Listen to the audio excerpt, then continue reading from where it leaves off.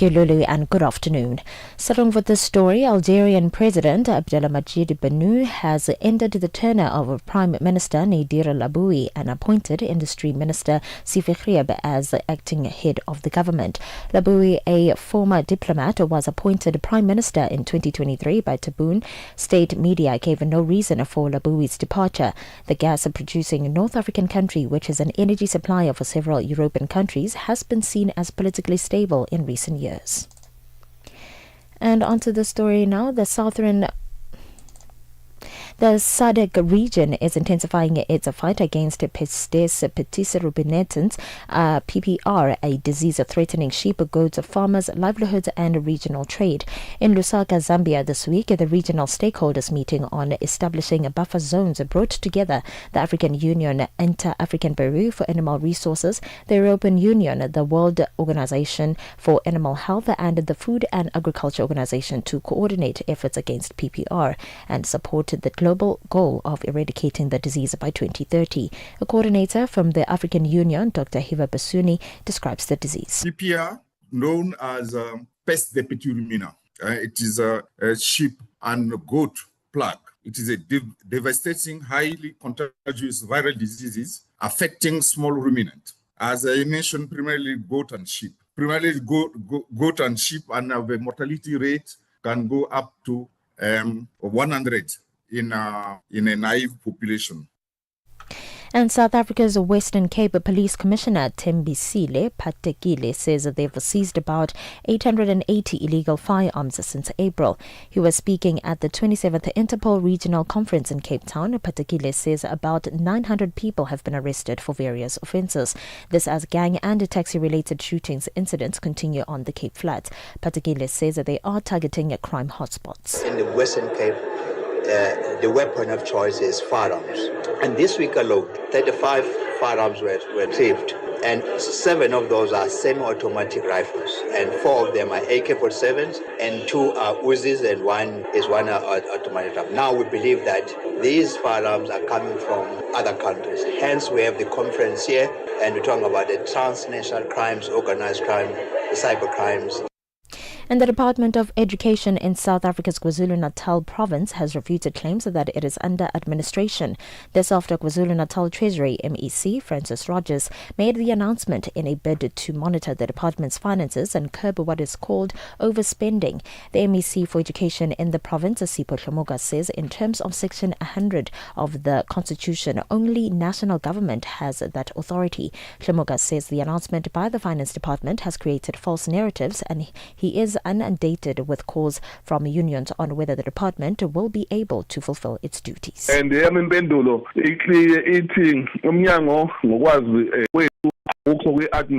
as far as we know, the department is not under administration. Teaching and learning is continuing as normal. Schools are still being refurbished. There's nothing stopping us from fulfilling our financial duties as a department. The services we were providing have not been disrupted, but in cases where there are unforeseen circumstances, we will approach Treasury for assistance. And Thailand's Constitutional Court is meeting to decide the fate of the country's Prime Minister, Paetongtarn Shinawatra. She was suspended over comments made in a phone call with the former Cambodian leader, Hun Sen. The 39-year-old appeared to kowtow Hun Sen, calling him uncle and making critical remarks about a Thai military commander. This happened during a call with the former leader when the two countries were on the brink of an armed border conflict. The BBC's Jonathan Head has the details. Hun Sen leaked that conversation, causing a huge uproar in Thailand, many feeling that the inexperienced Paetongtarn had been outmaneuvered by the wily old Cambodian strongman and that she'd shown a lack of loyalty to her own military. However, it is possible the court will be lenient, partly because Thailand just can't afford another political crisis at a time of global turmoil. But even if she does survive, the pressure on her will be immense. She leads an unpopular government with a very slim majority, and it's very likely she will be forced to call an election. For any news stories you'd like to share with us, please send an email to newsroom@channelafrica.co.za or call us on +2 711 714 4459. For Channel Africa News, I am Matapala Mahabe. SABC News. African perspective. In our sports headline, Lesotho and Zimbabwe will be using South African stadia to host their World Cup qualifiers next month. And Max Verstappen congratulated former Red Bull teammate Sergio Perez for his return to Formula One. I'll be back with these and other stories at the bottom of the hour. Your window to the continent and beyond. Africa Update. Only on Channel Africa. Channel Africa. The African perspective. It is 12:07 Central African time, and we're coming to you live from Johannesburg in South Africa on DSTV's audio bouquet channel 802, on OpenG channel 628, and on www.channelafrica.co.za, as well as on the SABC Plus app, available on the Apple and Google Play stores. Join us in conversation on our social media platforms. That's on X, Instagram, and subscribe on YouTube at Channel Africa 1. On Facebook at Channel Africa, you can also send us your comments and voice notes to +2763 as 406-9126 #Africa Update, and let us know which country you're in. And today on #Africa Update Ask, we focus on Kenya, where a Kenyan official fears a doomsday cult suspected of causing the deaths of more than 400 people is making a comeback, with the alleged leader, Paul Mackenzie, on trial, allegedly telling his followers that they would get to heaven more quickly if they stopped eating. Now, our question to you today is, what do you make of these scams? And why do you feel, or why do you think people are so quick to believe some of these unbelievable things? Let us know your thoughts and your views on all our social media platforms. That's on X, Instagram at Channel Africa 1, on Facebook at Channel Africa. You can also send us your comments and voice notes to +2763 as 406-9126 #Africa Update Us. Africa Update with Lulu Gaboo, 12 to 1 p.m. Central African Time.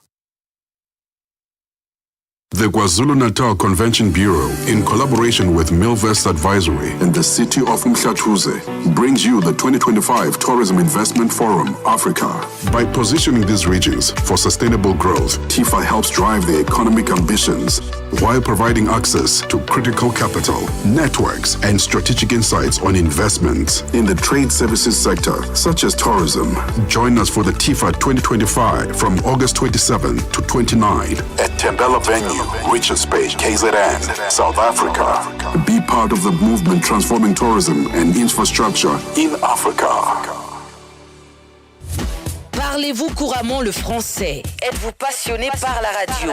Et êtes-vous qualifié pour travailler en Afrique du Sud? Envoyez-nous votre CV et vos 3 minutes démo en MP3 à @channelafrica.co.za pour avoir une chance de rejoindre la famille Channel Africa. Si vous n'avez pas de réponse après 14 jours, cela signifie que vous n'avez pas été retenu. Channel Africa, la perspective africaine. Africa, voici Abedi.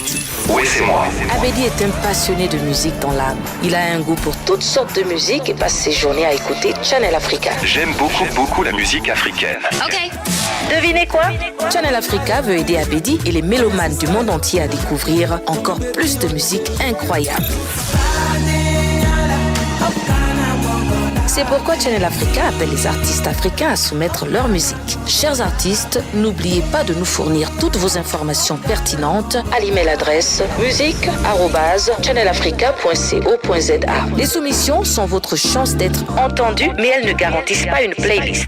Toutes les soumissions seront soigneusement examinées pour voir si elles répondent aux exigences de notre station. Channel Africa, la perspective africaine. Africa Update with Lulu Gaboo, 12 to 1 p.m. Central African Time. It is 10 after 12 Central African time, and we're coming to you live from Johannesburg in South Africa. Rwanda has received the first group of 7 migrants deported from the United States under a bilateral agreement that could see up to 250 people sent to Kigali. Now, while the Rwandan government says these individuals will be accommodated, provided with healthcare and offered workforce training, human rights groups have raised concerns about transparency, safeguards, and the migrants' long-term well-being. Christian Rumu, Amnesty International campaigner for the Great Lakes region, spoke to Asanda Beda. So our concern that we have expressed previously on not only the US deal, but previously there was the UK-Rwanda deal remain. But first, I think we must also recognize not only Rwanda, but many countries in the region that they do have, they've opened their borders to welcome people who are fleeing conflicts. I think Rwanda hosts refugees and asylum seekers from Burundi, DRC, the same with Uganda and other countries in the region. So Rwanda has, on the record, welcomed people fleeing conflicts. But this, our concern over this type of deals can be summarized in two main points. One is around the weakening of the international law and the Refugee Convention. So people who are being transferred through these deals face so many issues, including refoulement. So there are people that could be, sent back to their country of origin where they face where they could face violence. But also we have criticized as well Rwanda's asylum process, which the UN as well has made few reservations, but also the issue around non-discrimination. The second aspect of this particular deal is to look at what is happening across the region, the bigger picture across the region, and Rwanda's role in the conflict in Eastern DRC. So this type of deals risk to kind of overshadow Rwanda's role in the conflict in Eastern DRC that actually has produced a number of internally displaced people within the DRC, but Congolese people as well fleeing the conflicts that Rwanda is accused of in other countries. Rwanda says these deportees will be accommodated. They will receive healthcare and get workforce training. From Amnesty's perspective, are there sufficient safeguards to ensure their rights and dignity are protected? You already mentioned that concerns have been raised about Rwanda's asylum forces, as well as question marks around non-discrimination. Yeah, so during the period when Rwanda were discussing with the UK, the government are putting effort to build accommodation to prepare for the welcoming of the asylum seekers from the UK. So that is what the government says. We still have to test and see that effectively those people who have been sent from the US have received, shelter and access to medication and all of that. One thing we need to point out, you might remember in 2018, there was an incident that happened in one of the refugee camp in Rwanda where Congolese refugees are, and I think 11 of them were killed by Rwandan security forces. Because they were protesting to ask for an increase of their of food.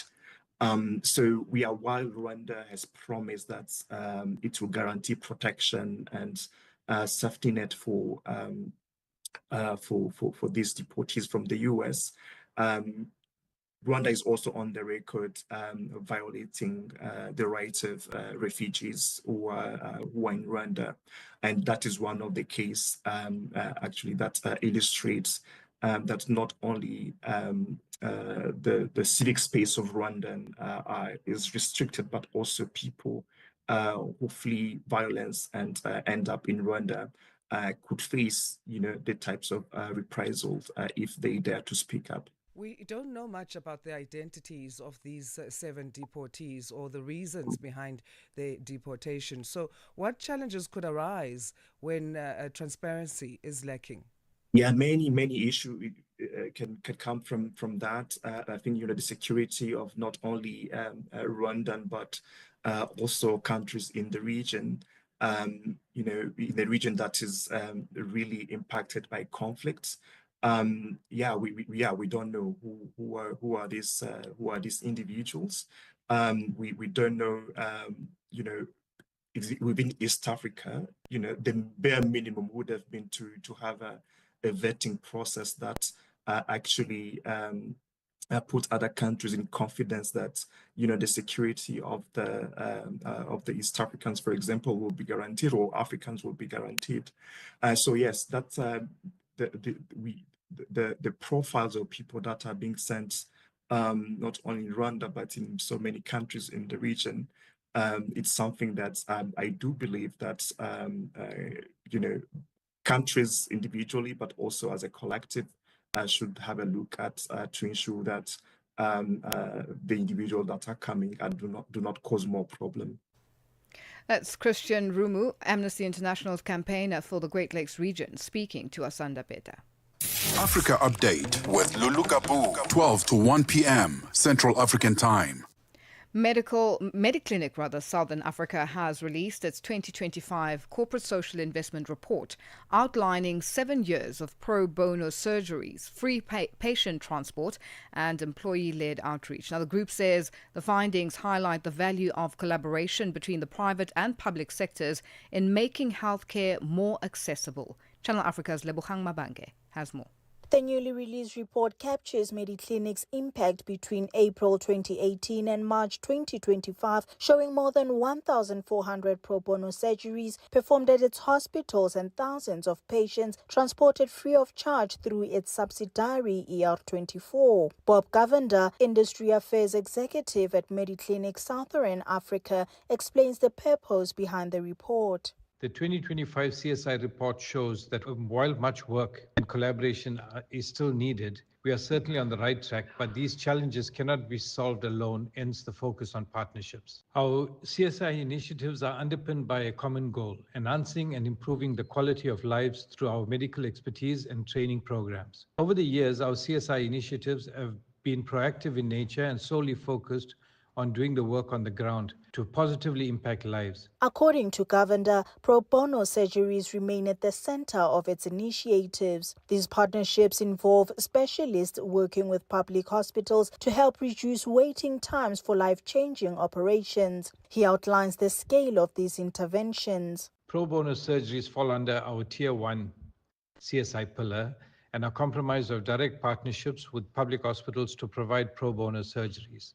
These partnerships have delivered more than 1,400 free procedures, with ER24 transporting nearly 9,500 patients who received free transportation to hospitals in 2024 alone. The types of procedures that we have completed thus far include over 200 orthopedic procedures, about 160 gynecological procedures, over 480 cataract procedures, and 150 urological procedures. Mediclinic says collaboration with both public and private sector partners has been key in achieving these outcomes, particularly in helping to address surgical backlogs that affect patients in need of urgent care. Govender stresses the importance of partnerships. We have seen great success in collaborating with our colleagues across the public sector, enabling us to find workable solutions for those who are in most need. This has been instrumental in assisting with clearing some of the surgical backlogs and the waiting times across particular procedures. We hope to continue forging new, meaningful collaborative efforts, not only with the public sector, but with other private sector role players as well. While the report highlights progress made over the past 7 years, Mediclinic insists their work is far from complete, emphasizing that the future of healthcare delivery in South Africa depends on stronger partnerships across the sector. Reporting for Channel Africa, I am Lebogang Mabange in Johannesburg, South Africa.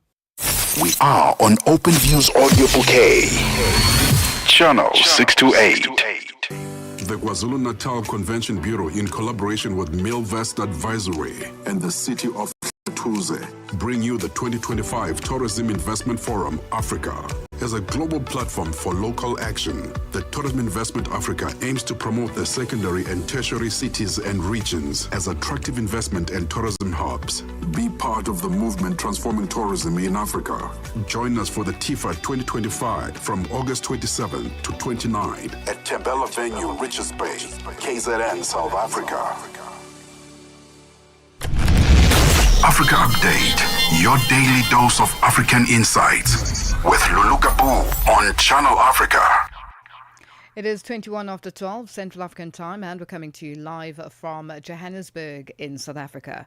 A Kenyan official says that there are fears that a doomsday cult suspected of causing the death of more than 400 people is making a comeback. Now, the alleged leader, Paul Mackenzie, is on trial.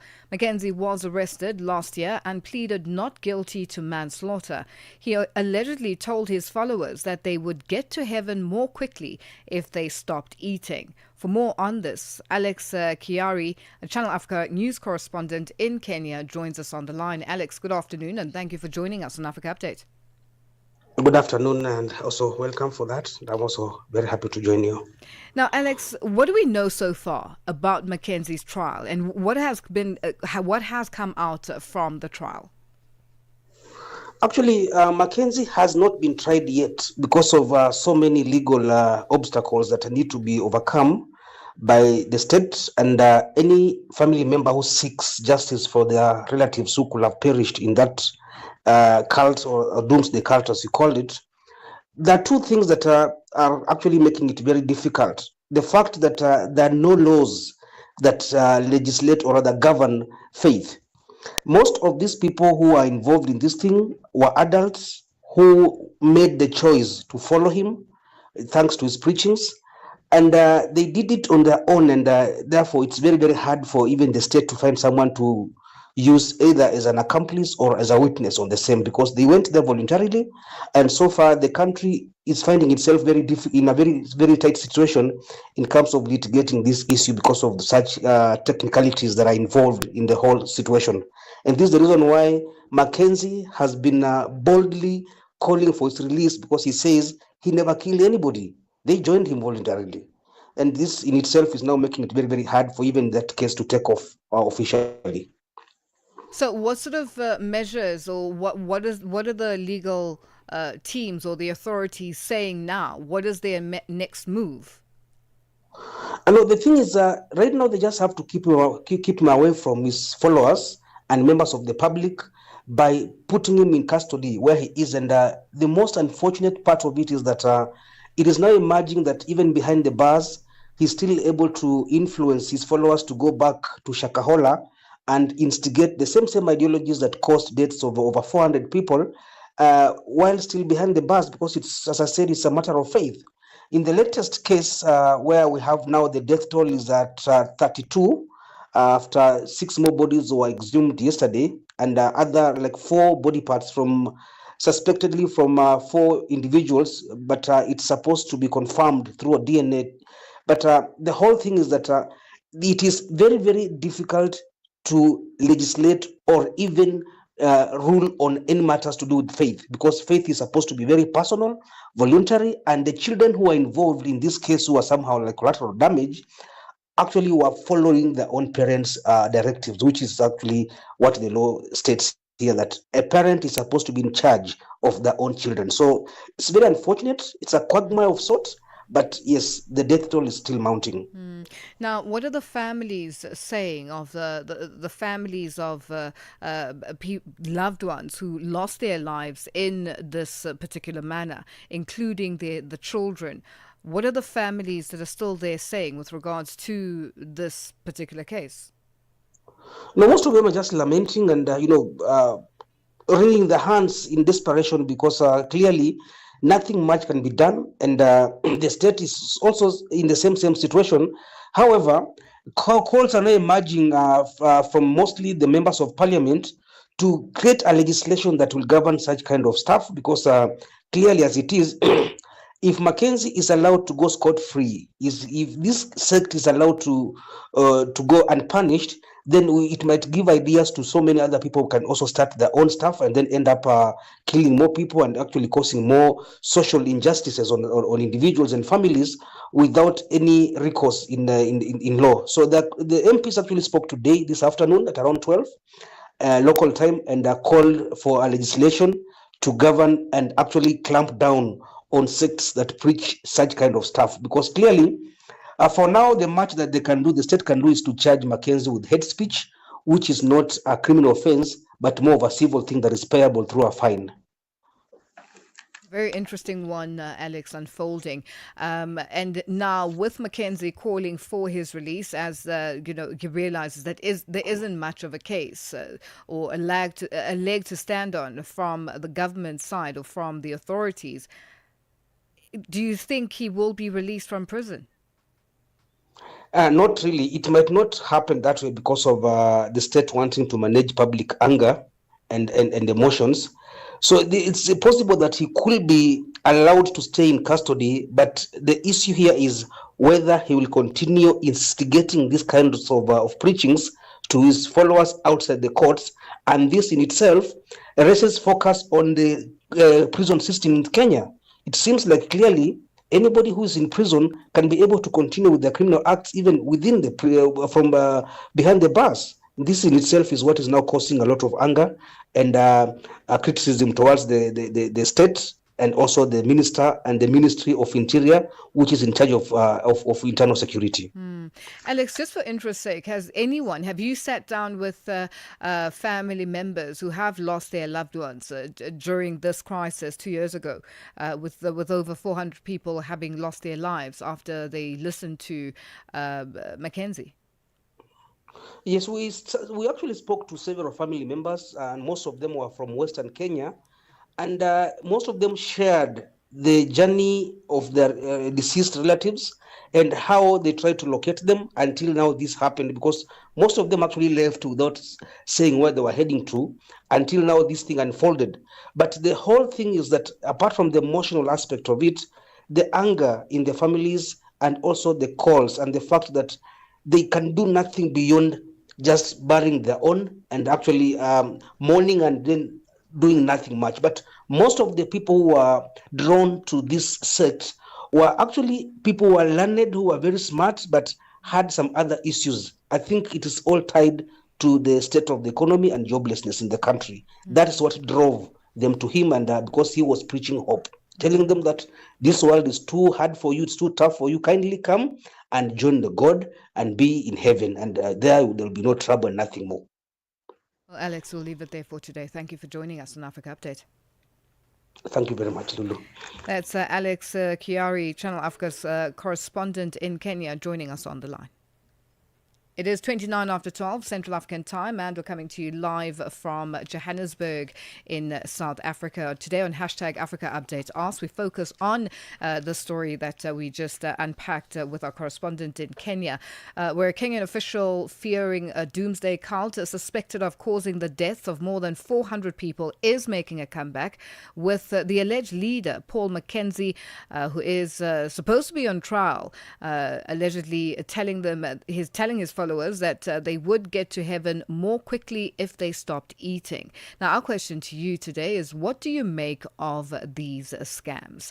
And why is it so easy for people to fall for such scams? Share your thoughts and your views on all our social media platforms. That's on X, Instagram at Channel Africa 1, on Facebook at Channel Africa. You can also send us your comments and voice notes to +2763 at 406 9126. Hashtag Africa Update Ask. It is 12:30 and our news headlines up next with Matapelo Mahapi. SABC News. Headlines. The African Perspective. Thank you, Lulu. Headlines this hour. Algerian President Abdelmadjid Tebboune has exited with Prime Minister Nadir Laboui and appointed Industry Minister Sifi Grieb as acting head of the government. Laboui, a former diplomat, was appointed Prime Minister in 2023 by Tebboune. State media gave no reason for Laboui's departure. The gas-producing North African country, which is an energy supplier for several European countries, has seen politically stable in recent years. And over 20 suspects have been arrested in South Africa's Northern Cape province for contravening immigration laws. The suspects were apprehended at a construction site in Kimberley after police were tipped off about undocumented workers. Provincial police say the suspects will appear in court soon. And a federal judge in New York has rejected an effort from Saudi Arabia to dismiss a lawsuit from the September 11th terror attack survivors and victims' families. The lawsuit is alleging that the country assisted the hijackers in the lead up to the deadliest attack on U.S. soil in its history. More details on these and other stories at top of the hour. SABC News. Headlines. The African Perspective. Sports on Channel Africa. The African Perspective. We start off with football news. Lesotho and Zimbabwe will be using South African stadia to host their World Cup qualifiers next month, but Namibia have ditched the country as their alternate home base and moved matches to Botswana. Lesotho are playing their next Friday's Group C game against Bafana Bafana in Bloemfontein in South Africa's Free State Province, which is a massive bonus for South African hopes of qualifying. Lesotho are among countries banned from using facilities at home because they are not up to international standard. Zimbabwe also continues to host their matches in South Africa after a recent inspection of renovations at the National Sports Stadium in Harare did not meet with the approval of the Confederation of African Football, who continue to blacklist the venue. That means Zimbabwe's Group C game against Rwanda on the 9th of September will be hosted at the Orlando Stadium, South Africa's Gauteng province. Mamelodi Sundowns ladies defender Bambanani Mbane says they will have to stick to their game plan when they face Zambia's Zescondola girls in the CAF Champions League COSAFA qualifiers semi-final today. The South African side cruised out of the group stages with 3 out of 3 wins to top Group A with the 9 points and secured a spot in the semi-finals. Mbane says they will not focus on the previous result but would rather face the semi-finals with a renewed mindset. Going to the semi-finals, we played Nezesco and we won 1-0. So, semi-final, which is not going to be an easy one. But if and what you want to achieve as a team, I think we can go through quick finals. And Lesotho's national 10-kilometer record holder Niheng Kgathala is aiming to defend the Durban 10-kilometer crown this weekend after storming to victory last year. The men's and women's champions will each pocket $2,000 in the richest prize purse for a 10-kilometer race in South Africa, with Kgathala facing stiff competition from local favorites Glen Rosqaba, Karabo Mure and Karabo Mailula. Thank you so much for having me. I've been preparing. My preparation has been going well. Mentally, physically, psychologically, I'm fit. So I just have to run the clever race on Saturday.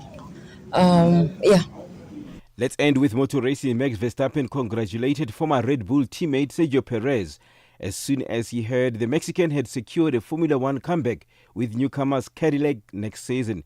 Perez partnered the 4-time world champion at Red Bull from 2021 to 2024, but left after a dramatic drop in form. For any sports stories you'd like to share with us, please send an email to newsroom@channelafrica.co.za or call us on +2711 714 4459. This is Channel Africa Sport with me, Fide Lingwati. Sports on Channel Africa. The African Perspective. Stella Longwe. Pamalonje. Palitu soko mapano pamalonje. Kumvera nyimbo za mu Africa, kusangalala, kupeza moyo. Akuti kumva moyo kuti kuyenda bwino. Pano pamalonje. Ndiyetu apa tindikatswiri oyimba ameneyu ndikatswiri wa dziko la Malawi amene akukhala dziko la South Africa, ndipo amayimba amene akuti ndi Big Nick Malawi. Yatusati kuti kodi moyo wanu woyimba ukuyenda bwanji mu Johannesburg? Moyo woyimba ukuyenda bwinobwino kwambiri. Chiliyonse chikutheka ndithu bwinobwino. Hayi aziboneka yonse chikutheka mofa magrasi anu apa mwaka. Akuti kumenya yonse aziboneka zona azikutheka ndithu mu Johannesburg. Malonje pa nthawi ya 6 koloko kufikira 7 koloko madzulo. Lowiruka ndi Stella Longwe.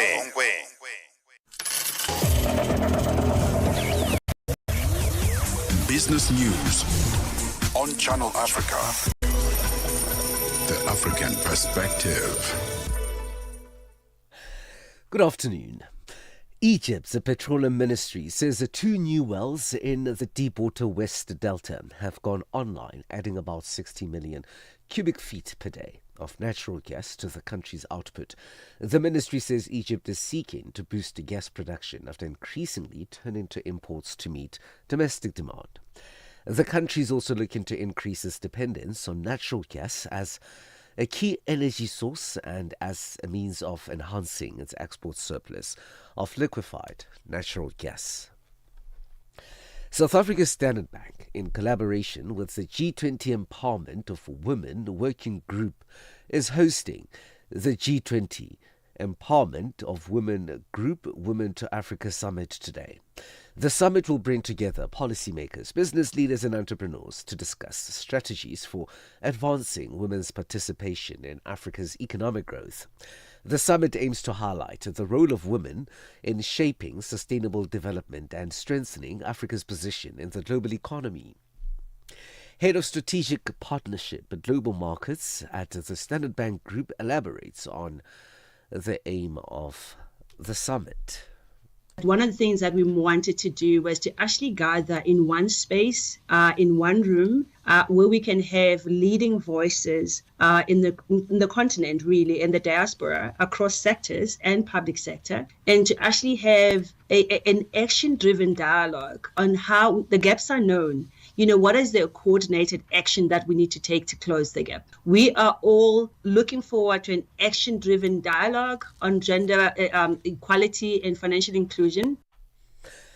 South Africa's Northern Platinum has reported a 14.4% drop in annual profits, driven by a surge in mining costs despite record sales volumes during the period. Northam's headline share stood at just over 21 US cents in the year ended 30th June, compared with 25 US cents a year ago. The company says its total refined platinum group metal sales exceeded 1 million ounces for the first time ever, but that the cash costs jumped 8.1%, which negatively impacted its earnings. The National Energy Regulator of South Africa has sought to explain its calculation blunders in its earlier multi-year price determination for power utility Eskom, which will lead to higher than previously announced electricity tariffs in 2026 and 2027. The revised tariff hike follows an out-of-court settlement between the regulator and Eskom. The steeper than initially announced 5% and 6% respectively allows Eskom to now recover an additional $3.5 billion over the next 2 financial years. Rolande Matebula is the executive manager for electricity at NERSA. We had to go back to our numbers and look at what exactly did we miss when we pronounced the price increases for 26 and 27. So all prices were done properly and correctly for the distribution business as well as the transmission business. But there were certain figures that were actually omitted when we made the decision for generation. And that is where this 54 billion rand actually come from. And this results in an impact of 3.26% for the 2026 year and actually 2.64% for the 2027 year for the consumers. China's soybean importers are boosting purchase from Argentina and Uruguay over the next year to fill the gap left by the absence of U.S. shipments as the trade war drags on between Washington and Beijing. Soybean traders say Chinese processors may buy up to 10 million metric tons of soybeans from the 2 South American exporters during the 2025-26 marketing year ending next August, which would be a record They say 2.43 million tons have already been booked for shipment from Argentina to Uruguay from September to May next year. Financial indicators at the hour. The dollar in Nigeria is trading at 1,535 naira. In Botswana, it's at 13.31, Kenya 128 shilling 56, and Zambia 23 kwacha 40. The BRICS countries in Brazil, the dollar will cost you 5.40. Russia, 80 rubles 39. India, 87 rupees 59. China, 7 yuan 14. And in South Africa, the dollar will cost you 17 rand 67 cents. $1 is trading at 74 pence to the British pound and 85 to the euro. Gold $3,412. Platinum $1,345 per ounce. Brent crude oil is at $68.23 a barrel. For any business stories you would like to share with us, please send us an email to newsroom@channelafrica.co.za or call us on +2711 714 4459. For Channel Africa Business in Johannesburg, I'm Tabisolo Huko.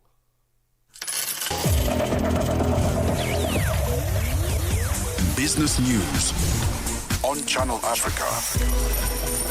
The African perspective. Africa, meet Abedi. Yeah, that's me. Abedi is a music lover through and through. I really love African music. He's got a taste for all kinds of tunes and spends his days listening to Channel Africa. Guess what?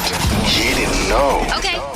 Channel Africa wants to help Abedi and all music lovers everywhere to discover even more incredible music. That is why Channel Africa is calling on all African musicians to submit their music. Musicians, remember to give us all your relevant information. Make your submissions at music@channelafrica.co.za. Submissions are your chance to be heard on radio. But sadly, they do not guarantee that you will be playlisted. All submissions will be carefully reviewed to see if they meet our station's requirement. Channel Africa, the African perspective. We are on Open Views Audio Bouquet. Channel 628. It is 12:43 Central African time, and we're coming to you live from Johannesburg in South Africa. The KZN Convention Bureau, in collaboration with Milvest Advisory and the city of Umhlathuze, bring you the 2025 Tourism Investment Forum Africa. As a global platform for local action, the Tourism Investment Forum Africa aims to promote secondary and tertiary cities and regions as attractive investment and tourism hubs. Be part of the movement transforming tourism investment in Africa.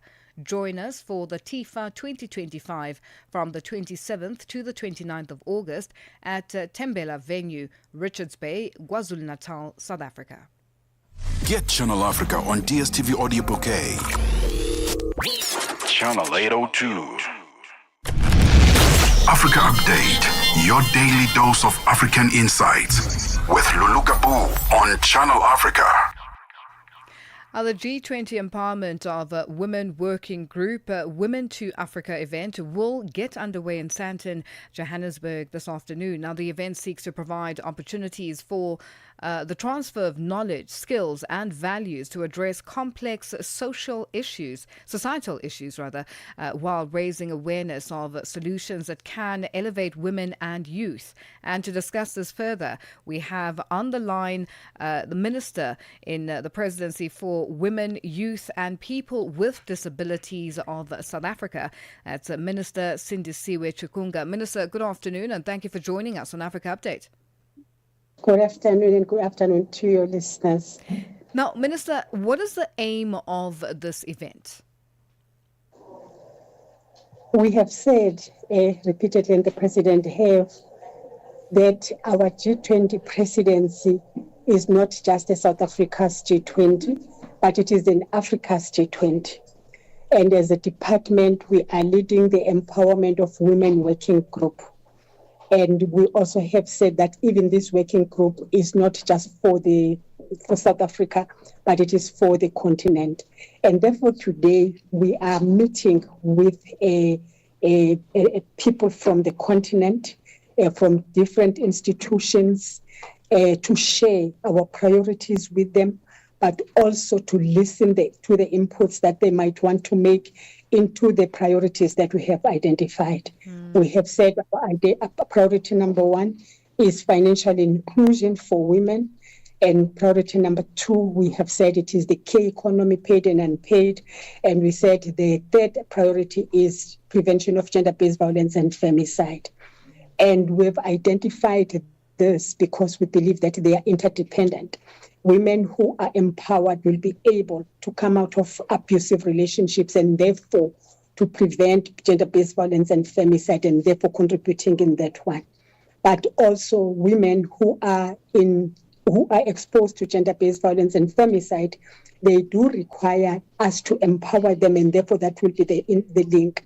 But also it is also important to mention that women provide a lot of the care economy, particularly the unpaid one, which sometimes prevent them from going to school, prevent them from actually accessing health services and other services. And we are saying it is important that we begin to say, what is the contribution of the care economy in countries' GDPs, and yet it is not recognized. We're putting it on the table for the continent to say, continent, it's time that we acknowledge this important economy in terms of the infrastructure that must be provided for children, for instance, for their care at work and everywhere, so that women are able to focus on their work, knowing that their children are taken care of and a person who is taking care of their children is being paid. And these are the issues that we're putting on the table.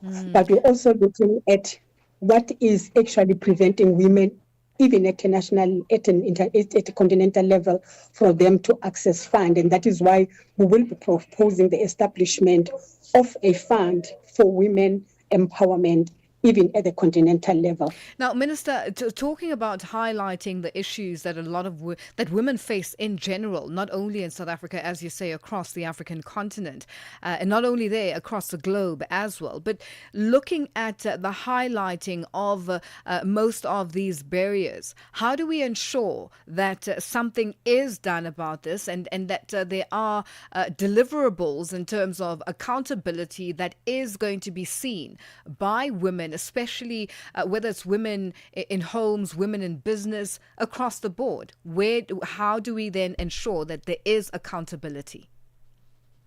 First of all, in this conference today, we've got the financial institutions. And it is at financial institutions where we meet some of the barriers, for instance, the requirements that will include things such as collaterals. And we know for sure that many women in the continent do not own any property. And therefore, the moment the requirement is a collateral, it actually means that we are excluding women there. And we are therefore saying to our financial institutions that are present at this conference, we are saying to them, let's look at tailor-made requirements for women that do not require things that for now we know that women do not have. That is the first thing. But also we look at governments themselves with different, for instance, regulations. If you are a woman and you want to transport your goods across countries, you find that there are different regulations that are not harmonized. And we are saying it is time that as different women in the continent, we begin to question such regulations to say it first of all, a person who's transporting goods must be able to know and to expect what to find in another country. And therefore, the harmonizations of regulations becomes very key and critical for women as such. But of course, the issue of access to finances, like we have said, to market itself, as we are saying, so that the produce and the products that women are making, they are able to be sent to other countries, in fact, to be marketed and to be sold to other countries. For now, we have a problem that women are not accessing market for many reasons, like some that I've mentioned.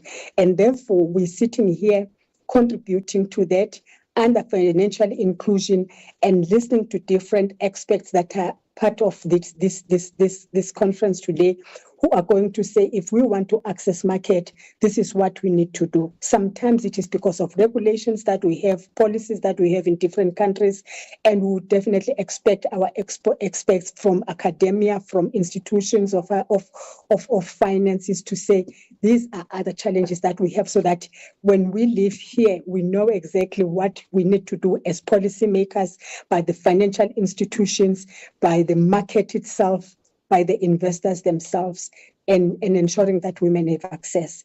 What we want to see are actionable resolutions being taken and decisions being taken.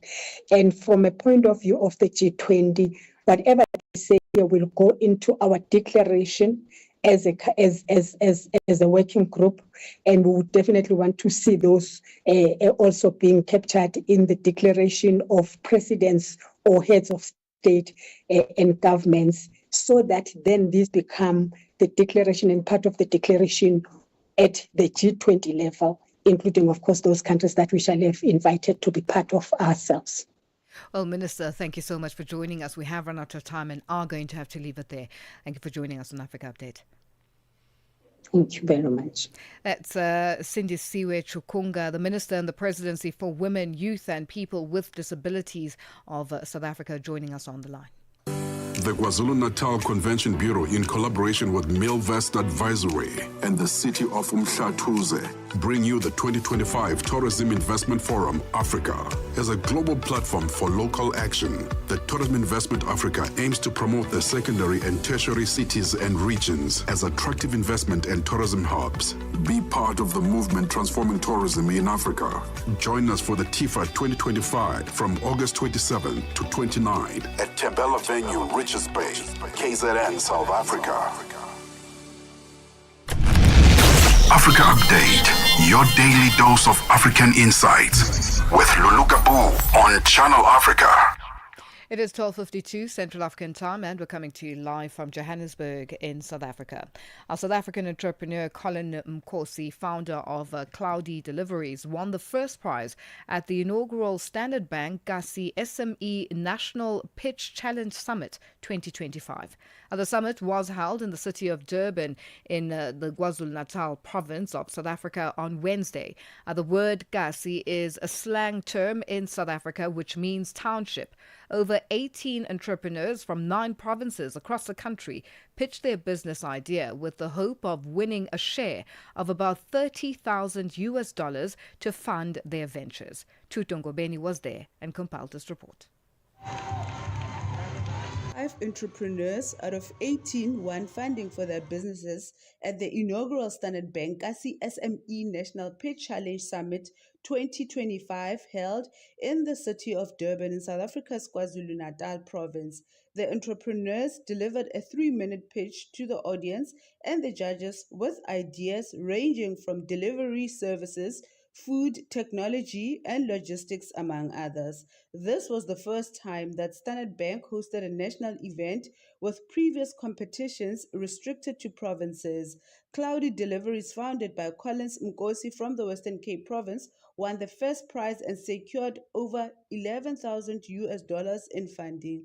Mkosi says he hopes to grow his business with the winnings. So Cloudy Deliveries is a delivery service that is similar to Uber Eats. We use bicycles to do our deliveries. So we do deliveries for local restaurants, supermarkets, and other stores in the community of Ranga who are working with young people in the community. I'm very excited about what the future holds for Cloudy Deliveries. This means so much for us because it means that we'll be able to invest in our business, extensively. We'll be able to get the materials that we need to grow the business. We've been wanting to grow the business for quite some time, and now we have the opportunity to do so. Getting more bicycles, improving our technology so that you can be able to scale the business. So I'm very excited about what the future holds for Cloudy Delivery. Mkosi says he had the idea since 2019 and says since its operation, it has impacted the lives of the youth in his community. So I've had the idea since 2019. So this one day I was sitting at home and I was studying and I wanted to get something from the local store. but I didn't want to go there myself. So I thought it would be a great idea to be able to call someone to your house, give them a list of all the things that you want, they go and get them for you. And I thought it would be a great idea if they could use bicycles for efficiency reasons. So that's how the idea came about. But as we operated the business, we saw the social impact side of the business and how it was impacting the community as a whole and how it was taking young guys away from the streets and giving them an opportunity to generate an income for themselves. Uguhamba Prosthetics and Orthotics, a tech healthcare manufacturing company led by Sibongile Mungadi, won the second prize of about $6,000. Mungadi says she plans to invest her winnings in buying a 3D scanner. So the money that we actually won, we would be able to deposit like a 3D scanner, because currently that's one of the challenges that we have. Currently we have one 3D scanner, so when we actually go to clients, then we don't have another backup when other clients come into our office. Meanwhile, Tepo Jeans founder Tepo Mohlala delivered the keynote address at the event and shared his story of how he grew his denim company to become one of the top brands sought for globally. Mohlala told the entrepreneurs that they shouldn't stress about the lack of funding. When starting out, I think for all of us, don't worry about having enough money. Limited funds are a blessing, not a curse. Nothing encourages creativity like a lack of funding. Never give up on what you really want to do, and be bold, be courageous, and wear your crown. Oscar Siziba, Executive Head Coverage for Business Banking at Standard Bank, says local businesses not only bring services closer to the communities, but also contribute towards alleviating poverty and crime prevention. The role that the township-based businesses play in our country, in the economy, is significant. They create jobs, they move services from the manufacturers into the hands of the consumers. Africa Update with Lulu Gaboo, 12 to 1 p.m. Central African Time. Well, it is that time of the day where we say a good afternoon and a happy Friday to the Upside team. That's Tebogo Lekuleni and Matsuko Musito. Guys, we're missing you. When are you back? Listen, we're catching flights after this broadcast as we come through live from TIFA 2025. So today is the final day of the gathering here at the city of Mhlathuze. We're very excited to be speaking with Slicker. Slicker is a very famous rapper. You know, many parts of Southern Africa would know who Slicker is. And we're talking to him about unveiling Soul Distro, which is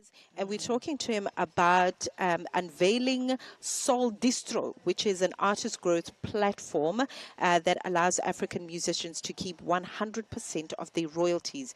Very, very astute businessman, so he definitely knows what he's doing. But also, I'm very excited that we are wrapping up TIFA, but also acknowledgements for the grand finale of Women's Month in South Africa 2025. We're going to be speaking to a woman who's doing some wonderful work in mining around beneficiation. Her name is Nobuhle Ramatebele, and we're going to speak to her about just her work as managing director of her own company, and also what mining beneficiation is all about. It was just so beautiful to meet so many wonderful people here at TIFA. So we're going to be speaking to her about the work in mining as we wrap up Women's Month. Coming up at the top of the hour with Matsuko Musito and Tebogo Lekuleni.